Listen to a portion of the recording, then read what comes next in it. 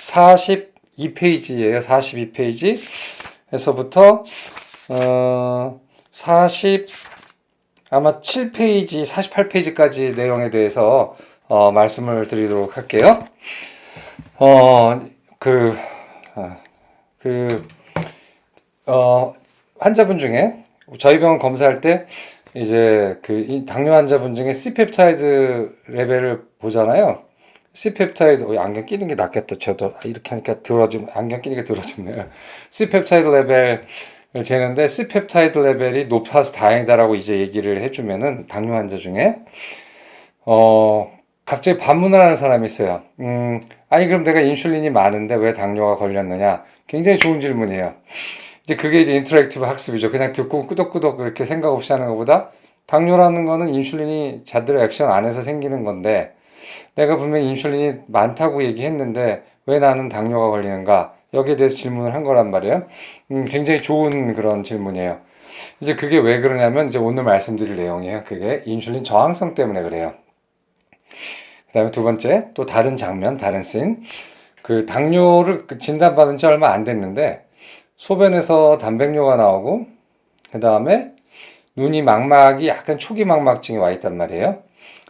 참고로 저희 병원 얼마 전까지는 망막을 다 봤는데 지금 망막 기계를 이제 치웠어요. 왜냐면 안과에서 이제 제대로 액티브하게 해주고 하기 때문에 제가 보고 이상하면 어차피 안과를 보낼 거고 제가 내과 의사기 때문에 안 이상하다 하더라도 이상이 있을 수가 있기 때문에 차라리 처음부터 안과를 가세요라고 얘기를 해요. 그래서 망막은 이제 사진 안 찍어요. 그런데 하여튼 얼마 전까지 찍었을 때 망막증이 좀 와 있는 경우가 있거든요. 당뇨 초기인데도 뭐 한 2개월 전에 저 진단받았어요. 왔는데 망막증이 왔단 말이에요. 그래서 환자가 또 물어보죠. 나는 당이 높지 않았고 지금 기껏해야 당활수 6.7이라서 조기에 진단을 받기 위해서 여기 찾아왔는데 이미 망막증이 왔다. 이거 어떻게 된 거냐라고 물어봐요. 자, 그래서 요거는 또 뭐냐면 오늘도 키죠. 하나는 인슐린 저항성, 하나는 그러니까 선택적 인슐린 저항성이라는 거예요. 여기에. 그래서 이제 두 가지. 그 다음에 또 하나 키가 나오죠.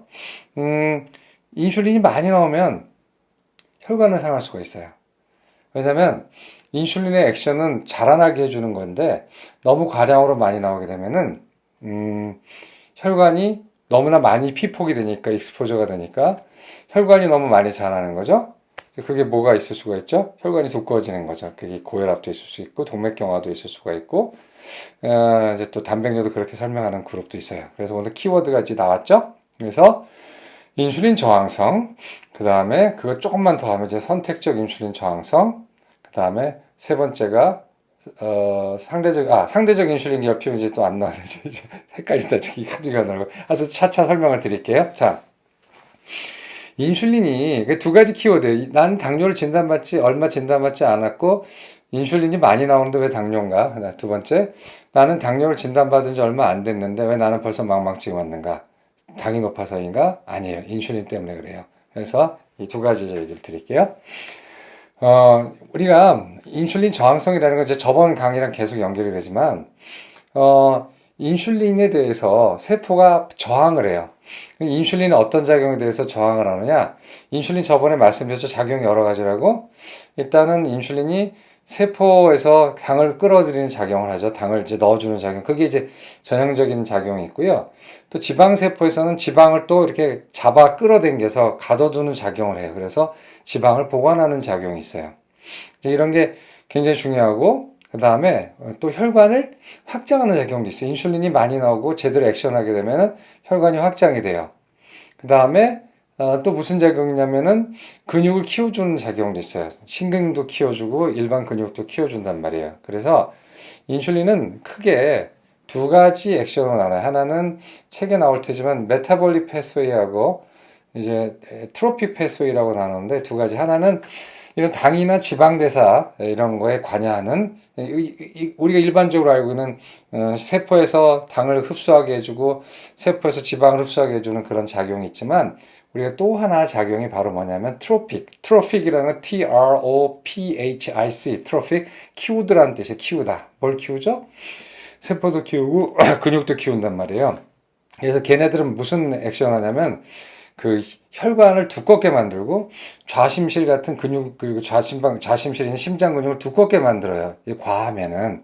근데 이제 이게 전반적으로 인슐린 액션이거든요. 그래서 외워두세요. 하나는 대사작용이 있어요. 즉 에너지 대사에 관여하는 작용이 있고 하나는 어떤 거에 관여하냐면은 키워주는 작용을 하는 거죠. 그런데 이제 우리가 과영양 상태 너무나 많이 먹어가지고 세포가 너무나 많이 먹게 되면은 어떻게 되죠? 과식을 하게 되면은 거기서 산소가 이제 막 들어가다가 이제 처리 안 된 산소가 있고 그 다음에 노폐물이 막 나오니까 너무 많이 먹어서 죽으려고 그러는 거예요, 세포가. 그래 너무 이제 여러분이 먹는 거죠. 내가 많이 먹게 되면 이 세포들이 이제 거의 지쳐 떨어지려고 그래. 그러면 얘네가 죽어야 되잖아요. 죽기 싫으니까 어떻게 하냐면 나는 인슐린에 대해서 거부할 거야 하는 게 인슐린 저항성이니까 과영양 너무나 많은 영양을 섭취하게 되면은 이런 인슐린으로 문을 열어서 당을 받아들이고 그다음에 지방을 받아들인 얘네들은 이러다가 내가 죽겠다 그래가지고 욕심껏 살다가 죽겠다 해가지고 제가 인슐린을 액션을 차단해 버려요. 이게 인슐린 저항성이에요. 그래서 인슐린이 들어가도 흡수를 안 해. 인슐린이 들어가도 흡수를 안 해. 당을요. 그럼 어떻게 되는 거죠? 저번 시간에 말씀드렸지만 당이 들어가서 제대로 마이토콘드리아에서 대사가 돼서 세포가 배부르면은 아유 배불러 그러면서 여러 가지 물질이 나와요. 그 중에 아데노신도 있고 나이트릭 옥사이드라는 것도 있어서 뇌에 작용을 해가지고 얘 배부르네 나 이제 적게 먹어야 돼 하면서 포만감을 느끼게 하는 거죠. 그 아데노신하고 경쟁하는 게 뭐라고 그랬죠? 카페인이라고 그랬죠. 그렇기 때문에 커피를 마시게 되면 아데노신의 작용은 편안하고 졸리고 포만감이 드는 건데 그거를 차단하고 자기가 아데노신인 것처럼 세포에 뇌에 들어가니까 뇌는 어떻게 돼요? 각성이 되고 그 다음에 배가 고파지는 거란 말이에요. 그래서 이제 다시 돌아가서 오늘 얘기로 돌아갈게요. 그러니까 인슐린이 이제 못 오게 하는 거예요. 너무 배부르고 너무 힘들게 먹어야 되니까 이제 이제 과영양 때문에 세포가 죽겠단 말이에요. 그러니까 세포가 인슐린을 차단해요. 뭘 차단하죠? 인슐린의 작용 중에 인슐린의 혈당 강화 작용을 차단해 버리는 거예요. 혈당 흡수 작용을 차단하는 거예요. 그래서 자기를 보호하는 거죠. 누가 콜레터럴 데미지를 있죠? 데미지는 바로 혈액이 있는 거죠. 혈액 속에 있는 당이 세포로 들어가야 되는데 세포는 안 그래도 이게 죽겠거든요. 너무 많은 영양분이 들어오니까. 그래서 차단해요. 차단하니까 어떻게 되죠? 혈당이 넘치잖아요.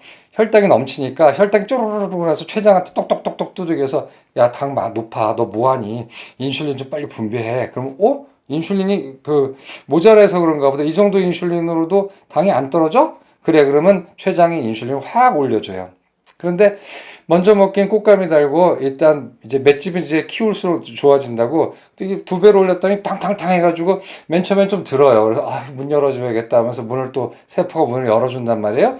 그런데 또 너무 많이 또 영양분이 들어오니까 세포는 죽겠단 말이에요. 그래서 안 된다, 셧다운 시켜라 해가지고 인슐린이 2배로 많이 나왔음에도 불구하고 이 2배라는 건 그냥 비유적인 거예요. 뭐 1.5배일 수도 있고 1.8배일 수도 있고 하니까 딱 나왔음에도 불구하고 인슐린에 대해서 세포가 걸어 잠그는 거예요. 인슐린 저항성이 더 심해지는 거죠. 이럴 때 더 많은 양을 주게 되면은 처음엔 말을 듣는 것 같지만 점점 더 이 저항성이 심해져요. 마치 말을 안 듣는 애한테 잘 달래서 해야지 더 때리고 그럼 맷집만 세져서 맨 처음에 맞다가 더 이 정도 갖고는 안 들고 2배로 때려야지 맞고 듣고 하는 것처럼 이런 식이 된단 말이죠. 그래서 자꾸 이렇게 과영양 상태 때문에 인슐린 저항성이 생겼어요. 췌장 인슐린 올린다. 그래? 네가 또 와? 그럼 난 저항성. 나는 세포를 보호해야 돼. 우리 죽어 안 그러면. 당이 올라가든 말든 상관없어. 췌장 입장에서는 당이 올라가는 게 문제죠. 당 올라간다고 자꾸 보채네? 인슐린을 올려라.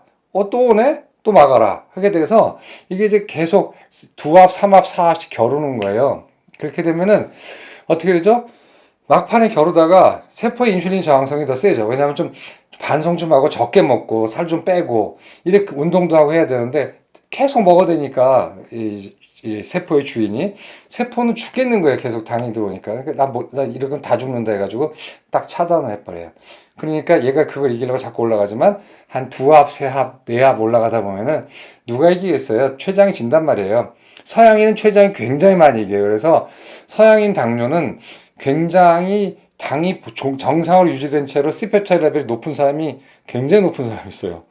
저번에도 말씀드렸지만 서양인 비만한 사람은 정상적인 혈당을 유지하기 위해서 C펩타이드가 4배 정도 이렇게 올라갈 수가 있단 말이에요. 근데 우리나라 사람은 시간이 별로 없어. 이거 꼭 알아두세요. 우리나라 사람도 그런 줄 알았거든요. 저항성, 인슐린 과다분비, 저항성, 과다분비 이럴 줄 알았는데 우리나라는 두 합이면 끝나요. 비유적으로 표현하자면. 그 말이 뭐냐면 우리나라 사람 조금만 비만하고 인슐린 저항성이 조금만 생기면 췌장의 보상 능력이 서양인보다 2배가 약하기 때문에 훨씬 더 빠른 시간 내에 훨씬 더 빨리 당뇨가 나타난다는 거예요. 그러니까 한국인은 인슐린 저항성은 외국인보다 좀 1.5배에서 2배 더 세고 그 다음에 인슐린 분비능은 2배 약해요. 불리하죠, 한국인은 당뇨가. 그러니까 한국인이라는 거는 우리 민족이 워낙 과영양 상태를 견딜 수 없는 서양인보다 그런 이제 사람들이었던 거죠. 기원은 여러 가지가 있어요. 바이카로에서 큰 기근이 5만 년 전에 있었는데 그 기근에 비해서 쭉 남한 민족 중에 하나가 우리다. 그 지네틱 풀이. 그래서 우리는 그 기근만 조금만 당하면 막 저장하려고 하는 사람들이기 때문에 이런 과영양 상태에서는 쥐약이다라는 이제 우리 썰이 있어요. 근데 이제 마이토콘드리아를 분석해 보면 어느 정도 맞아요. 저 바이칼 호수에서 이제 온 민족이라는 얘기도 있단 말이에요. 근데 하여튼 각설하고 이렇게 되니까 어떻게 돼요? 조금만 이제 그렇게 되니까 아까 그 당뇨인 제가 처음에 면담한 당뇨인 처음에 얘기 드린 인슐린 레벨이 높습니다. 왜 높은지 아시죠? 그러니까 뭐냐면 자 저항성 2배로 올려라 인슐린 저항성 2배로 올리네 인슐린도 2배로 올려라 해서 쫙 올라가다가 한 2배에서 아유 더 못 견뎌 그러면서 여기서 끝난 거예요. 여기서 딱 끝났기 때문에 그리고 저항성은 더 올라갔죠. 그러니까 일반적인 사람에 비해서 인슐린 레벨은 훨씬 높지만 저항성을 이기기에는 낮아요. 그게 아까 뭐라고 그랬죠? 상대적 인슐린 결핍이에요. 자, 지금 뭔 말씀드렸죠? 인슐린 저항성. 인슐린 저항성 왜 생기는가? 오버 뉴트리션. 너무 많이 먹어서. 너무 많이 먹게 되면 세포가 죽어요. 왜냐하면 과산화물도 많이 남기고 영양분을 처리한 부산물이 많이 남기 때문에 넉다운 되거든요. 그러니까 지가 살기 위해서 셧다운 시킨 인슐린 오지마 하는 거예요. 그런데 그 결과 뭐가 있죠? 콜레스테롤 데미지로 혈당이 막 올라가는 거예요. 그럼 췌장이 발달은 뭔가 잘못됐네? 내가 인슐린을 더 보내줘야지? 인슐린 막 올린단 말이에요. 그래서 이렇게 서로 겨루다가 막판에 췌장이 져요. 여기서부터 당뇨가 생기는 건데 그럼에도 불구하고 췌장에서 나온 인슐린 레벨은 높죠. 그래서 이걸 뭐라 그래요? 상대적 인슐린 결핍.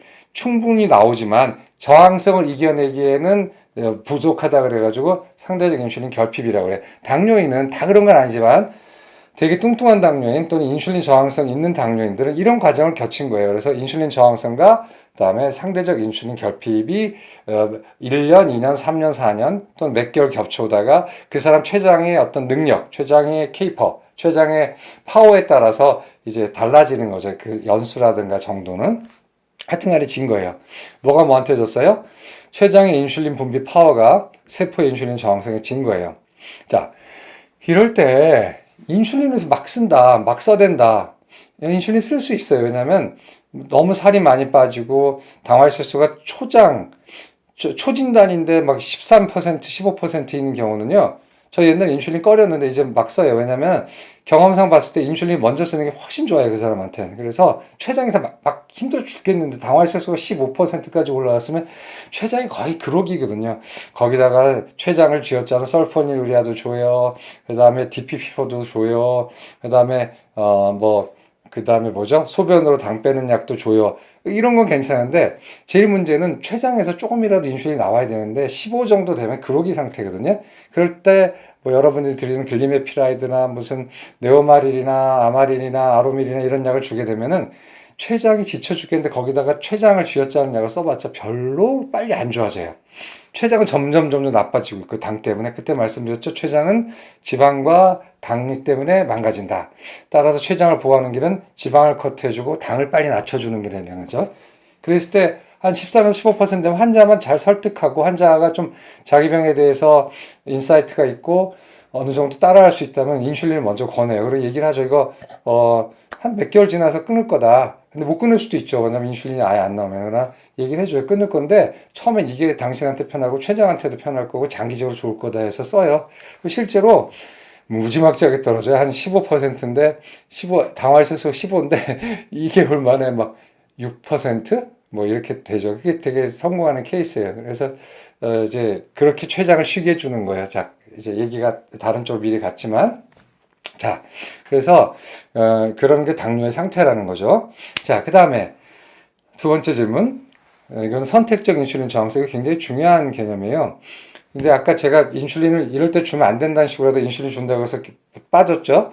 마구 인슐린 주면 안 돼요. 한 당화혈색소가 8, 9 이럴 때는 전 인슐린 안 줘요. 왜냐면 이 사람이 인슐린 저항성이 더 강한 사람이고 컴포넌트상 C펩타이드 레벨이 좋으면 인슐린 레벨이 잘 나오면 인슐린 주지 않습니다. 왜냐면 선택적 인슐린 저항성이라는 게 있어요. 그건 아까 말씀드린 대로 자 메타볼릭 패스웨이, 그다음에 트로피 패스웨이. 즉 하나는 성장하는 인슐린은 성장 호르몬이에요. 그래서 옛날에 인슐린 맞으면 막 암 걸린다는 얘기도 있었어요. 저도 맨 처음에는 좀 그럴 수도 있겠다고 동조했지만 이제 결국 데이터들 보면 그렇지는 않아서 그냥 잘 쓰는데 인슐린 성장하게 하는 것, 좀 자라게 하는 호르몬이고 하나는 당과 지방에 대해서 걔네들을 대사를 시키는 호르몬이란 말이에요. 그런데 하필이면 인슐린 저항성이 다 생기면 좋은데 생기려면 하나만 생겨요. 어느 쪽만 생기냐? 이쪽. 메타볼릭 패스웨이, 즉 당과 지방에 대한 패스웨이만 인슐린 저항성이 생기고 혈관을 두껍게 만들고 혈관을 자라게 만들고 심장 근육을 두껍게 만들고 이런 쪽으로는 전혀 저항성이 안 생겨요. 얘네가 착해가지고 얘네 세포들이 착해서 뭐 비유적이지만 인슐린에 대해서 저항을 안 해요. 주면 주는 대로 다 받아버려요. 자, 보세요. 두 지류가 있어요. 근데 너무 과하게 지금 물이 흘러가고 막 하고 있는데 얘쪽은 근육이라든가 아니면 지방 쪽이나 이런 애들은 인슐린에 대해서 저항을 부리지 않는 애들이라 너 오지 마 하고 인슐린에 대해서 딱 막아버렸어요. 그래서 얘는 안전한데 그 인슐린이 어디 가요? 이쪽으로 가요. 그래서 혈관 쪽으로 아주 오버 익스포저가 돼요. 과하게 피폭이 된단 말이에요. 노출이 되면 어떻게 되죠? 혈관이 두꺼워지고 그 다음에 동맥경화가 생기고 그 다음에 혈압도 높아지고 그 다음에 어떻게 되죠? 심근도 두꺼워지고 그게 결과적으로 뭐죠? 결국은 눈이라든가 아니면은 콩팥이라든가 아니면 혈관이라든가 아니면 심장 같은 게 두꺼워질 수가 있어요. 흔치는 않아요. 흔치는 않은데 꽤 있어요. 찾아보면은. 그래서 어떤 일이 있냐면은 우리가 일형 당뇨 환자는 누가 봐도 뻔한 일형 당뇨 환자는 합병증 검사 그렇게 많이 하지 않아요. 그냥 경동맥 정도 보고 눈 보고 이 정도 하는데 이형 당뇨는 내가 그저께 진단받았어요 오고 제가 진단했다 하더라도 합병증 검사를 다 해요. 혈관을. 왜 그러냐면 이 당뇨가 오기 전에 적어도 3년 동안 또는 5년 동안 인슐린 저항성이 있던 거예요. 그게 더구나 선택적 인슐린 저항성이 있기 때문에 정말로 드라마틱한 예는 제가 신촌 세브란스에서 심장내과 펠로우 했을 때 심근경색 환자가 와가지고 이제 조영수를 딱 했는데 그냥 혈관이 그냥 완전히 자갈밭이에요. 다 막혀있고 좁아져 있어요. 근데 이 사람은 고지혈증도 별로 없었고 당뇨만 한 2달 전에 진단받은 사람인데 심한 당뇨도 아니었어요. 이게 왜 그러냐? 그 다음에 데이터에 의하면 당뇨를 진단받기 이미 당뇨병 전 단계에서 눈 망막증의 초기가 한 게이트 20% 정도 이미 오는 거로 돼 있어요. 그럼 도대체 장도 안 높았는데 왜 오느냐? 이 인슐린 저항성 때문에 오는 거예요. 그래서 그 유명하게 책에 나와요. The clock of insulin resistance clicks before diabetes 이런 식으로 영어가 좀 표현이 좀 후진인데 아주 멋있는 영어로 써 있어요. 우리말로 하면은 인슐린 저항성의 시기에는 당뇨가 오기 전에 이미 착각착각 시작됐다라는 뜻이에요. 굉장히 유명한 의학 격언이에요. 그렇기 때문에 지금 당뇨를 진단받았다도 그건 당뇨를 진단 지금 받은 거고 이미 당뇨를 진단받기 3년부터 5년 전에 저항성의 시기에는 이미 클릭하고 시한폭탄이 온 거예요. 그렇기 때문에 어떻게 돼요? 나는 지금 비록 내가 당화혈색소가 6.4, 6.5로 지금 초장의 당뇨라고 생각하지만 혈관들이 이미 나빠질 수 있어요. 그래서 실제로 우리 병원 오셨을 때도 환자분들 오면은 경동맥이나 이런 거 쭉 보고 소변도 보고 다 보면 이미 단백뇨가 나와 있는 경우도 있고 경동맥이 이미 막 콜레스테롤 플라크가 막 확 차 있는 경우도 있단 말이에요. 그게 왜 그러냐?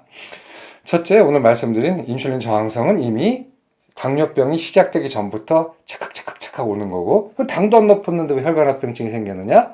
당 때문에 혈관합병증이 생긴다기보다는 인슐린 때문에 생기는 경우가 더 많아요. 과한 인슐린 때문에. 그래서 선택적 인슐린 저항성이 혈관을 나쁘게 한 거예요. 되게 중요한 개념이에요. 오늘 강의 들으신 분들 꼭 알으셔야 돼요. 이거 굉장히 이게 어디에 응용되냐면 결국은 왜 이형 당뇨 환자한테 혈당 조절뿐만 아니라 혈당 조절은 인슐린만 막 맞으면 되잖아요. 인슐린으로 안 되는 혈당 조절은 없어요. 그러나 그렇게 되면 안 되는 거예요.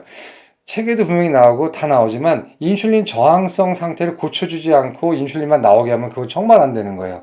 그러니까 가끔 어떤 사람들 인슐린 펌프하거나 뭐 인슐린 맞는 사람들 나 맘대로 먹어 그냥 맘대로 먹고 인슐린만 맞으면 당 좋아져. 당이야 괜찮죠. 인슐린 뭐 80단위 하루에 120단위 쓰는 사람들인데 뭐 당이 안 괜찮겠어요? 근데 그거는 굉장히 이 단견이에요. 굉장히 좁게 보는 거예요. 왜냐하면 당 때문에 환자가 나빠지는 게 아니라 세 가지 때문에 나빠지죠. 당, 콜레스테롤, 그다음에 혈압. 그런데 걔네들이 왜 나쁘냐 하면 혈관을 망가뜨리기 때문에 나빠지는 거거든요. 우리 당뇨병 치료의 목적은 혈당을 조절하는 게 아니에요. 그거는 중간 어떤 툴이에요, 툴. 목적은 그게 아니라 합병증을 예방해서 건강한 삶을 살게 하는 거거든요. 당뇨를 가지고도. 근데 당뇨병에 오는 넘버원 합병증이 혈관 합병증이고 넘버 투 합병증이 캔서예요. 암이란 말이에요. 암도 인슐린 저항성하고 관련 있는 걸로 돼 있어요. 그렇기 때문에 우리가 항상 이형 당뇨 환자들은 항상 우리가 생각해야 되는 것이 당은 그냥 그거는 레드 헤딩이에요. 그거는 그냥 현혹하는 거고 당은 물론 잘 잡아야겠지만 정말로 중요한 거는 혈관 합병증이 오느냐 안 오느냐를 중요하게 생각해야 되는 거고 그렇기 때문에 우리가 인슐린 저항성을 해결해 줘야 되는 거예요. 그렇기 때문에 약 중에서 메폴민 인슐린 저항성을 해결하는 거죠. 그다음에 듀비에 인슐린 저항성 해결하는 거죠. 피오글리타존 이제 뭐 무슨 글리타존 이런 것들 타존이 붙으면 저항성을 해결해 주는 거예요. 그다음에 그거가 이제 두 가지가 크게 저항성을 해결해 주는 약이고 그다음에 또 뭐가 있죠? DPPO는 이제 식사할 때만 인슐린 나오게 해주는 거고 지금은 인기가 없어서 잘 안 쓰지만 가끔씩 정말 잘 쓰면 정말 엄청난 양념이 되는 설푸린 유리아 계통은 인슐린 쥐어 짜는 거예요. 그렇기 때문에 그렇게 약을 균형 있게 써주고 그 다음에 환자로 하여금 생활 습관을 조정하게 하는 거, 덜 먹고, 그 다음에 당이 많은 거 좀 덜 먹게 하고, 운동하게 하는 것들은 이 모든 것들이 인슐린 저항성을 해소시켜 주려고 하는 거고, 인슐린 저항성 해소시켜 주는 방법 중에 하나가 과영양을 해결해 주는 거거든요. 영양을 조금만 커팅해 줘야 돼요. 그러니까 좀 많이 먹는 사람은 적게 먹어야 돼요. 이게 이제 굉장히 근본적인 거예요. 그래서 여러분들 가끔 주변에 그 제 환자분들 친구들도 그런 얘기한다고 제가 그런 말은 무시하고 절대 뭐 호응하지 말라고 얘기하는 게 인슐린 한 80단위 맞아. 난 120단위 맞아. 근데 뭐 맘대로 먹어도 돼. 그거 절대 좋은 거예요. 그거 정말 안 좋은 거예요. 맘대로 먹어서 병이 생겼는데 맘대로 먹는 건 고치지 않고 그거를 인슐린을 갖다가 과량을 맞아가면서 당만 떨어뜨린다면은 뭐가 찾아오느냐? 혈관이 나빠질 거예요. 저항성이 전혀 개선 안 된 상태에서 인슐린까지 맞잖아요. 그 다음에 살이 찌겠죠. 그런 여러 가지예요. 굉장히 중요한 컨셉이에요.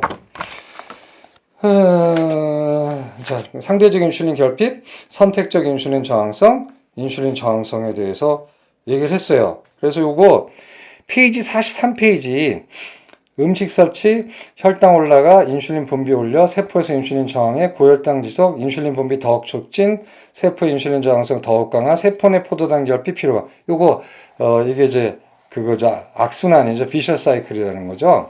그래서 이거 굉장히 중요한 겁니다. 그래서 이거 꼭 알고 계세요. 43페이지에요. 이거 굉장히 중요한 개념이고 키입니다. 의사뿐만 아니라 당뇨인도 꼭 알고 계셔야 돼요. 뭐냐? 과영양. 과영양이 문제라는 거예요. 그래서 과영양 꼭 해결하셔야 돼요.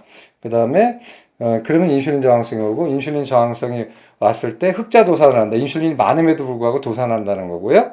그런데 왜 당뇨가 생긴 지 몇 개월도 안 됐는데 혈관합병증이 먼저 확 오느냐? 그거는 인슐린 저항성의 시기는 당뇨가 되기 몇 년 전부터 클릭하고 시작이 되는데 하필이면 선택적 인슐린 저항성이라는 게 있어서 우리 근육이라든가 이런 애들은 지방세포는 인슐린에 대해서 안 받아줘 하니까 안 받아주지만 그 남아돈 인슐린이 전부 다 어디로 가버리냐면 인슐린 저항성을 부릴 수 없는 장기, 혈관과 심장세포에 가기 때문에 걔네들이 망가진다는 거예요. 그렇기 때문에 인슐린이 너무 많이 나오게 하면 좋지 않습니다. 그래서 그냥 가끔 제가 아까 말씀드린 뭐 15%는 당연히 인슐린 써야죠. 그건 써서 빨리 췌장을 살려줘야 되고 균형 잡히게 해야 되지만 그렇지 않은 사람이 인슐린만 믿고 막 인슐린 맞고 인슐린 나오는 약을 쓰고 그 다음에 식생활 하나도 조절하지 않았다면 그것도 큰 문제예요. 오늘 여기까지 하겠습니다.